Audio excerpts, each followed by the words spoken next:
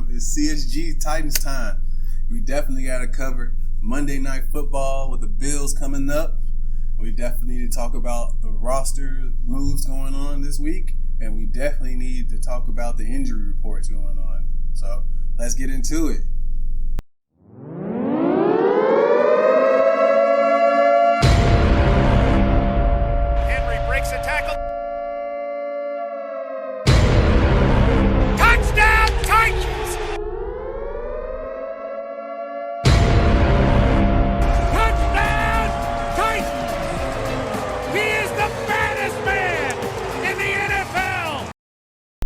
Starting with some roster moves this week, we signed Avery Williamson again. He's back for a second stint as a Titan. I think he was left out once we drafted Rashad Evans, but as I talked about in the last episode, Rashad Evans definitely got to go. So I think that he's going to be better at diagnosing run plays, in which Rashad Evans definitely is not.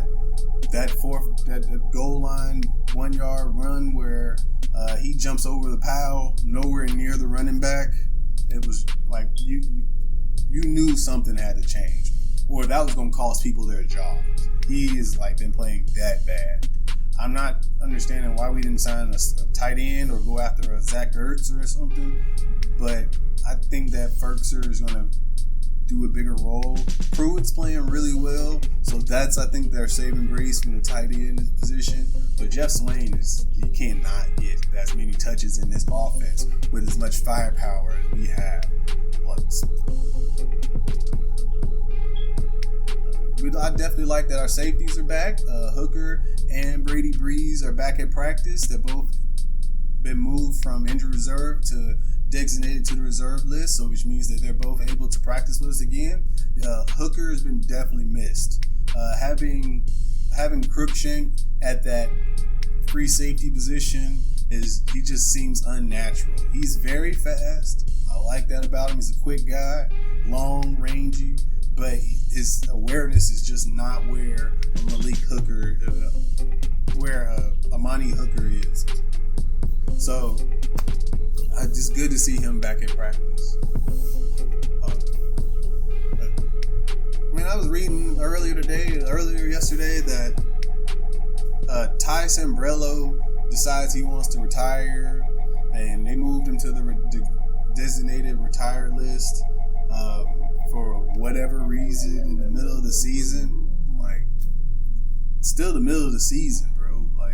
And when it comes out, the article comes out, and you hear that he's sick of bailing out Taylor Lewan, and he's been dealing with a foot injury since preseason and training camp, and he's not had the proper time to heal. The Titans keep calling him back, and he just keep overusing him. And I'm guessing that there was a deal worked out when we first got him that hey, we have Taylor Lewan, so you're not going to be asked to play that much, so please don't retire. Just come play for us for the next year or two, at least 2 years, and we'll see. And we won't use you that much. And this is the second year, so I imagine we used him 4 games already, and he's tired of playing.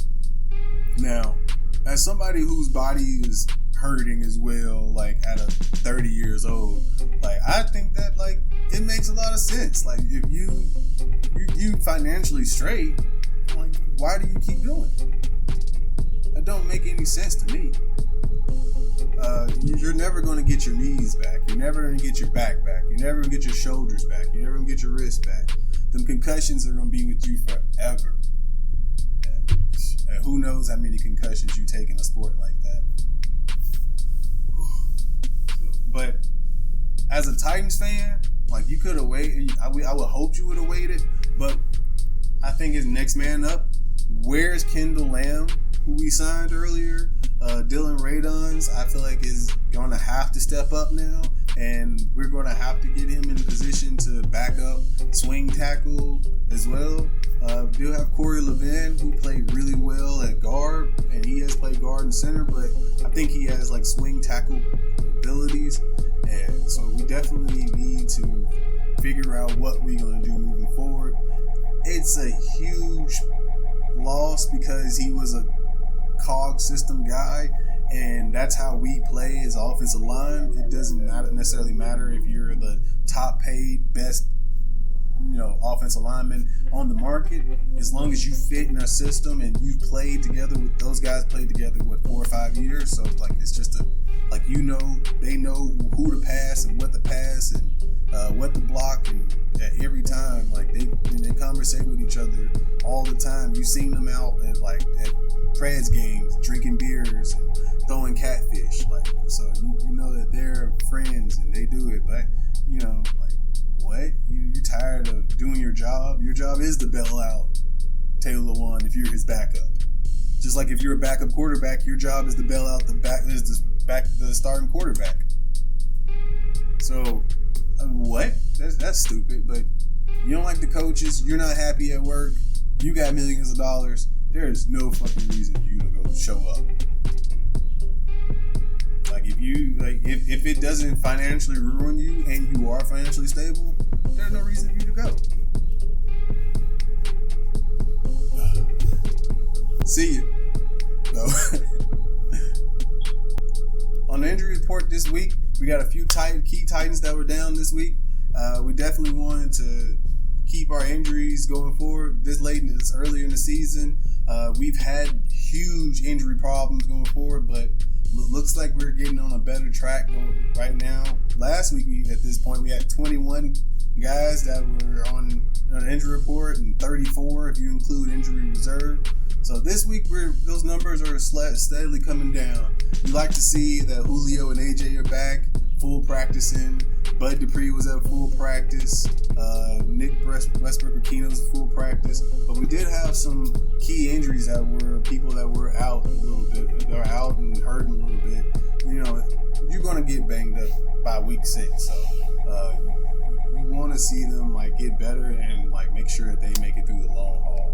Christian Fulton, Roger Saffold, who's gone down in the game several times in games.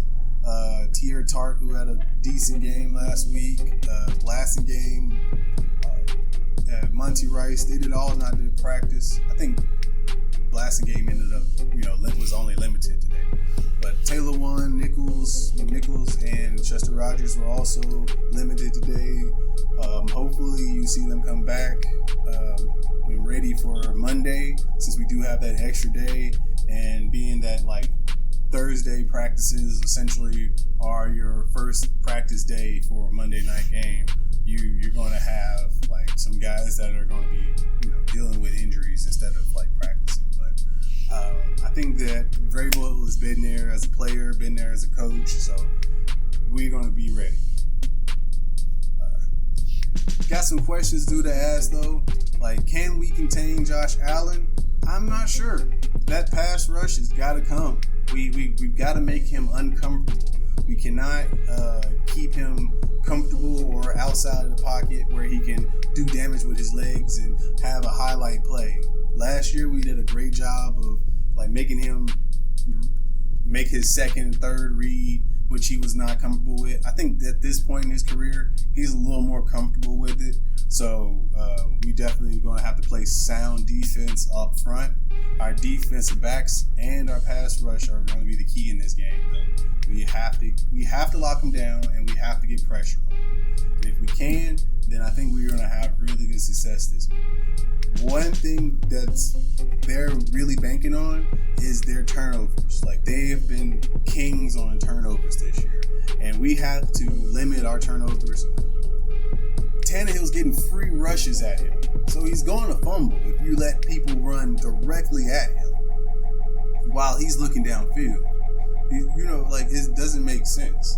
So we definitely have to create turnovers, get the fumbles like we did last week to start the game, and limit our turnovers. And if we can win the turnover battle, if we can run the football, if Tannehill can move the ball on third down, and we can keep their offense on the bench, and Derrick Henry can do what he's been doing all season, I think this is a trap game for us. We definitely have some trap game in us right now. Everybody's looking over us right now. saying that like, hey, they lost to the Jets. They just, beat the Jaguars. They're an up and down team. But those are the teams you watch for. And when in our most inconsistent years, that's been our like best years. So the year Marcus Mariota gets benched and Tannehill comes in, we go to the AFC Championship game. One of the most inconsistent starts to a year we've ever had. And you see this is like a more like inconsistent year, but we've had some fixable issues, I do believe. Like we haven't had our defense full up to quip. Like we haven't had all of our parts moving and healthy on defense. We haven't had all the same moving parts and all of our weapons on offense at one time. So, and once we do get it together and we get time to like gel, it's going to be a scary year. I just hope that like we show out on Monday night. My prediction for the game, I got the Bills winning still. Fuck that. My prediction for the game, the Titans sneak out with a win, 27-25. I don't know where I'm coming out with it, but I am. All right, man. That's Titans time. Hey, when we come back, we're going to go over Vegas, baby.